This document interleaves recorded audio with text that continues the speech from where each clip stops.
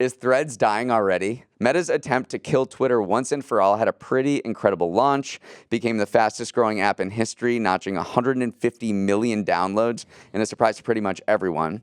But, as expected, the honeymoon phase is over. An analysis from SimilarWeb showed that daily average users on Threads had almost halved in the last 10 days, and people were spending much less time on the app, 6 minutes per day, down from an average of 21 minutes. And I feel like this jives with my personal experience of not really going on the app anymore. The only thing I'll say is that my personal experience of being on the app and like running the Morning Brew account is that engagement still feels like it's there and it still feels real. Again, we are a much larger account. Like we have 150,000 followers on it. But I have Are you saying my account's small? Yes, I'm saying your account is small because I think you have less than that. But yeah, again, this is a personal anecdote, but I see these numbers and I hear that these daily active user numbers are falling. But again, when you're on it and you're running a big account, it feels still a little livelier. And again, 22 million daily active users is not nothing, but yeah, it's a concerning trend for sure. We're still in the early innings. Yeah. I'm pretty bullish in the long term. Moving on, there is something very powerful about holding a passport in your hand.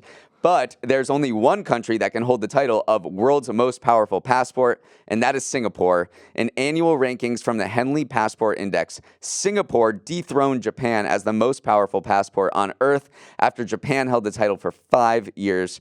You're probably wondering what the most powerful passport actually means, and the ranking is based on how many countries you can use it to enter without a visa.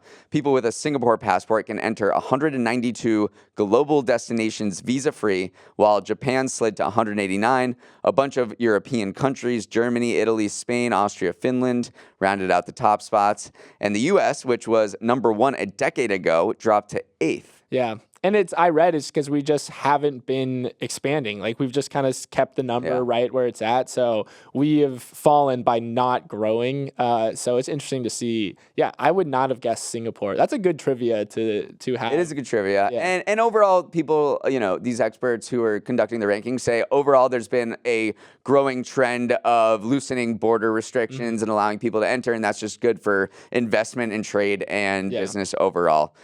All right, the final number. This week, the Cincinnati Reds called up Christian Encarnacion Strand, a corner infielder who's been crushing it in the minors.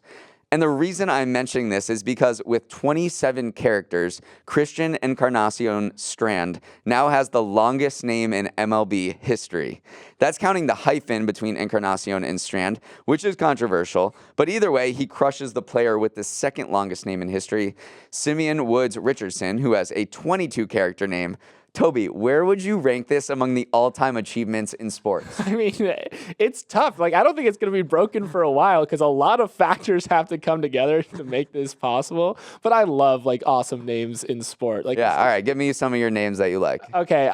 For soccer, Bastian Schweinsteiger is one of my favorites. Again, a lot of characters. In baseball, Nomar Garciaparra. Unbelievable. The only reason I know that is because it's Mia Hamm's husband. Horse racing, Seabiscuit. Can't beat Seabiscuit.